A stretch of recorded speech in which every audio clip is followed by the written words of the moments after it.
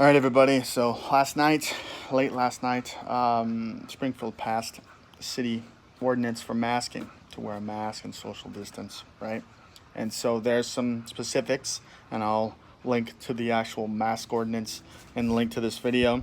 For most of us, it doesn't change anything.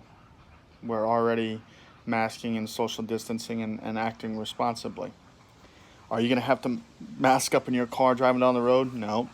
Are you going to have to mask up in your home or in your private office? No. It's mostly for public spaces because that's where we're having issues, right?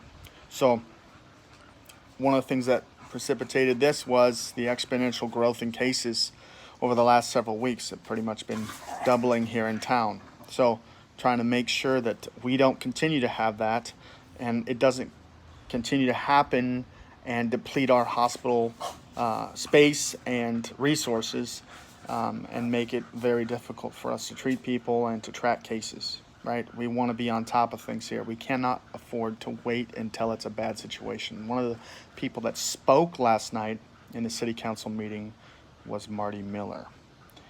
Marty is a nurse here in Springfield, Missouri. When the pandemic hit New York, Marty took her vacation days and traveled to New York City to volunteer to help there during the pandemic time. And she spoke last night very specifically to this about the one thing that was constant across the board when she was there. She saw a lot while she was there, right? But the one thing that was constant was the mask that they had worn, right? That they always had a face covering to make sure that they're trying to keep healthcare workers from becoming infected, right?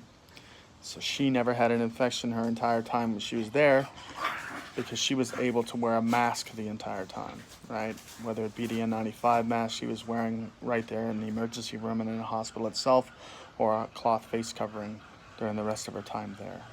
So we're very fortunate that she was able to speak. We're very fortunate to have her in the community. That's somebody with firsthand knowledge, up close and personal, describing what really protected her and what was really constant for constant thing for healthcare workers, and describing the scene, how we might be naive to think that that cannot happen here, because it can.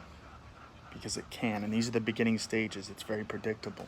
Listening to Dr. Trotman speak about case growth and about where we are, we're better with treatment, we're better prepared, but we need to make sure it doesn't get out of hand and out of control. And wearing a mask and social distancing within the community is one way to do that. So I was inspired listening to Marty Miller.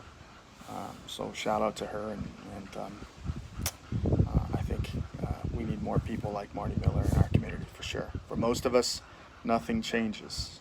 We're still going to wear a mask and socially distance because that's the responsible thing to do.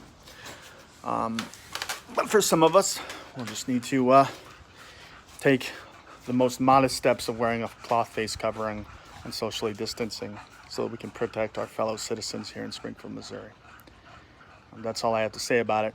Check the links below for the masking ordinance. I'll also put a link to learn a little bit more about Marty Miller. I think she did an interview with Jimmy Fallon or something. So, but that's kind of where we are, and it doesn't go in place until the 16th, so you have a few more days. But the best of us will do the best that we can. We'll social distance and we'll wear a mask, and we'll continue to do what we do. And hopefully we can keep our economy open. We can go back to school. We can get back to wrestling. And we can do those things with some small adjustments. If that's all I have to do to make sure the economy doesn't have to close down again, like what's happening in Texas, like what's happening in some other communities and some other places where bars are being asked to close back down and public gatherings are being restricted again. I don't want to get to that point. That's the answer.